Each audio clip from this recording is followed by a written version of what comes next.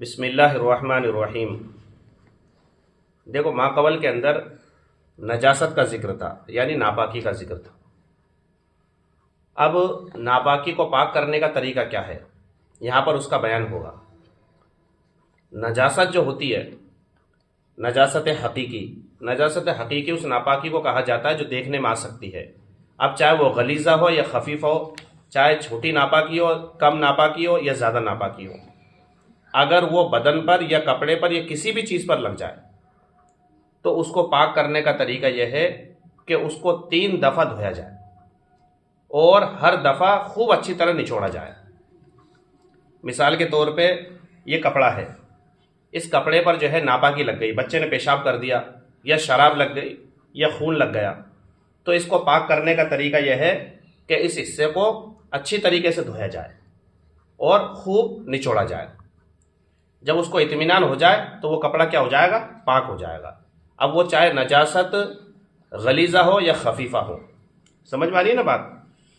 لیکن یہی نجاست اگر ایسی چیز پر لگ جائے جس کو نچوڑا نہیں جا سکتا، مثال کے طور پہ لوہے کے یا تانبے کے برتن ہیں، یا اسی طریقے سے جو گدے آتے ہیں نا، گدوں پر کسی نے جو ہے بچے نے پیشاب کر دیا یا خون گر گیا اس پر یا شراب گر گئی، اسی طریقے سے ٹاٹ، دری، ایسی چیزیں، فرش کی جو دری ہوتی ہے، قالین ہوتا ہے، جو نچوڑی نہیں جا سکتی، بھائی گدے کو کیا نچوڑیں گے، تو اس پر اگر پیشاب گر گیا تو اس کو پاک کرنے کا طریقہ یہ ہے کہ اس پر پانی ڈال دیا جائے۔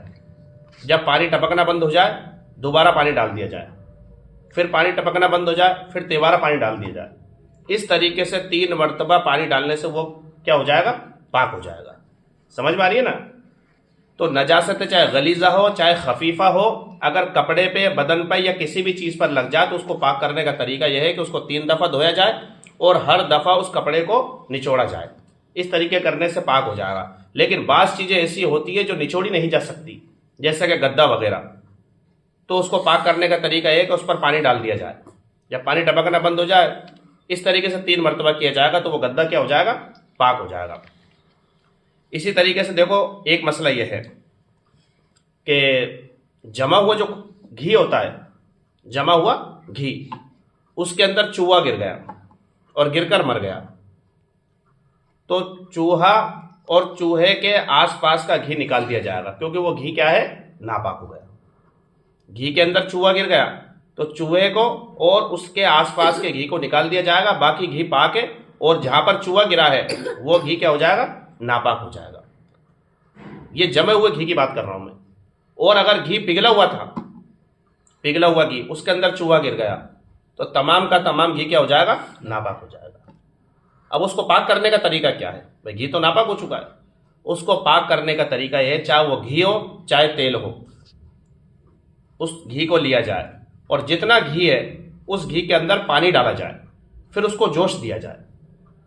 جوش دینے کے بعد جو گھی یا تیل اوپر آ جائے گا اس کو نکالا جائے، پھر اسی طریقے سے دوبارہ کیا جائے، پھر جو گھی یا تیل اوپر آ جائے گا پھر دوبارہ اسی طریقے سے جوش دیا جائے، یعنی 3 مرتبہ اس طریقے سے کیا جائے گا۔ لاسٹ میں جو اوپر گھی یا تیل آ جائے گا وہ گھی یا تیل کیا ہے، پاک ہو جائے گا۔ سمجھ میں آ رہی ہے نا؟ تو جمے ہوئے گھی کے اندر اگر چوہا گر کر مر گیا تو وہ گھی کیا ہے، اس حصے کو پھینک دیا جائے گا، باقی گھی پاک ہے۔ لیکن پگھلے ہوئے گھی کے اندر گر گیا تو پورا کا پورا گھی کیا ہو جائے گا بیٹا، ناپاک ہو جائے گا۔ سمجھ میں آ رہی ہے نا بات؟ اسی طریقے سے دیکھو آگے کا مسئلہ یہ کہ چمڑے کی چیزیں ہوتی ہے، جیسے موزے، جوتے، اگر ان میں کوئی جسم دار یعنی گاڑی ناپاکی جیسے پاخانہ ہو، گوبر ہو، یہ لگ جائے تو زمین یا کسی بھی چیز سے رگڑنے سے وہ پاک ہو جائے گی، لیکن شرط یہ ہے کہ اس کا اثر زائل ہو جائے، ختم ہو جائے، اس کی بدبو وغیرہ یا اس کا جو ہے اثر ہے وہ ختم ہو جائے۔ مثال کے طور پہ کسی کے جوتا ہے یا کوئی چمڑے کی چیز ہے تو اس پر کوئی ناپاکی لگ گئی، گوبر وغیرہ لگ گیا، تو اس کو زمین پر رگڑنے سے کیا ہو جائے گی، وہ چیز پاک ہو جائے گی۔ اسی طریقے سے چمڑے کی چیزوں میں اگر پیشاب، شراب یا اسی طریقے کی کوئی ناپاکی لگ جائے جو پتلی ہو تو وہ رگڑنے سے پاک نہیں ہوگی، بلکہ اس کو دھونا ضروری ہوگا۔ خلاصہ یہ ہے کہ اگر گاڑی چیز، گوبر وغیرہ یا پاخانہ وغیرہ اگر انسان کے چمڑے کے جوتوں پر یا کوئی بھی چیز پر لگ جائے تو وہ رگڑنے سے کیا ہو جائے گی؟ پاک ہو جائے گی. اور اگر پتلی چیز لگی ہے، شراب لگی ہے یا پیشاب وغیرہ لگ گیا، تو وہ رگڑنے سے پاک نہیں ہوگا بلکہ اس کو دھونا ضروری ہوگا. اسی طریقے سے دیکھو، چاقو، چھری، تلوار اور لوہے کی دوسری چیزیں جبکہ وہ صاف ہو، ان پر زنگ نہ ہو، ایسے ہی چاندی، تانبے، ایلومینیم، پیتل وغیرہ کی دھاتو کی چیزیں، شیشہ، ہاتھی دانت یا ہڈی کی چیزیں اور چینی کے برتن جبکہ صاف ہو اور ان پر ابھرے ہوئے نقش نہ ہو، ایسی طرح رگڑنے سے نجاست کا اثر جاتا رہے، وہ پاک ہو جاتی ہے. یعنی یہ تمام کی تمام چیزیں، چاہے چاقو ہو، چاہے چھری ہو، چاہے تلوار ہو، جوتے ہو، اگر ان پر نقش، ابھرے ہوئے نقش نہ ہو، صرف وہ ایک دم بالکل سیدھی ہے، سپاٹ ہے، اس پر ناپاکی لگ گئی تو وہ رگڑنے سے کیا ہو جائے گی؟ پاک ہو جائے گی. لیکن اگر اس کے اندر نقش نکلے ہوئے ہیں، جوتوں کے اندر دیکھا ہوگا آپ نے، یا اور کوئی بھی چیز ہو، جوتے ہی نہیں کوئی بھی چیز ہو، اگر اس کے اندر نقش ہے، ابھرے ہوئے نقش، تو اس کے اندر وہ ناپاکی جو ہے سمجھ آتی ہے اندر. اگر آپ اس کو رگڑو گے تب بھی وہ پاک نہیں ہوگی، کیونکہ ناپاکی اس کے اندر سرایت کر جاتی ہے. تو اس کو پاک کرنے کا طریقہ یہ ہے کہ اس کو دھونا ہی ضروری ہے. خلاصہ یہ ہے کہ جس کے اندر ابھرے ہوئے نقش ہو تو اس کو جو ہے رگڑنے سے وہ پاک نہیں ہوگی، دھونا ضروری ہوگا. اور جس کے اوپر ابھرے ہوئے نقش نہ ہو، وہ رگڑنے سے کیا ہو جائے گی؟ پاک ہو جائے گی. سمجھ میں آ رہی ہے نا بات؟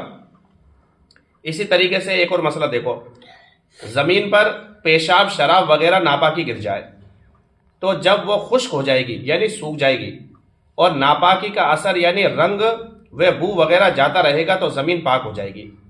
کوئی بھی زمین ہے، اس پر کسی بچے نے یا بڑے نے پیشاب کر دیا یا کسی نے شراب ڈال دی، تو شراب ڈالنے کے بعد یا پیشاب کرنے کے بعد وہ زمین خشک ہو گئی، سوکھ گئی، ٹھیک ہے، ہمیں نظر نہیں آ رہا کہ وہ اس جگہ پر گیلا ہو رہا ہے، ساتھ میں اس کی بو یا اثر بالکل ختم ہو چکا ہے، بدبو بھی نہیں آ رہی وہاں سے، تو اس صورت کے اندر زمین کیسی مانی جائے گی؟ پاک زمین مانی جائے گی.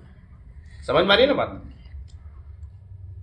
ایسی دیکھو، نجس چیز، نجس کہتے ہیں ناپاک، ناپاک چیز مثلا گوبر جب جل کر راکھ ہو جائے تو وہ راکھ کیا ہے؟ پاک ہے. گوبر جو ہوتا ہے، گوبر تو ناپاک چیز ہے نا، لیکن جب وہ جل جائے گا، جلنے کے بعد وہ راکھ بن جاتی ہے تو وہ راکھ کیا ہو جاتی ہے؟ پاک ہو جاتی ہے. تو یہ مسئلے سمجھ میں آئے نا آپ کے؟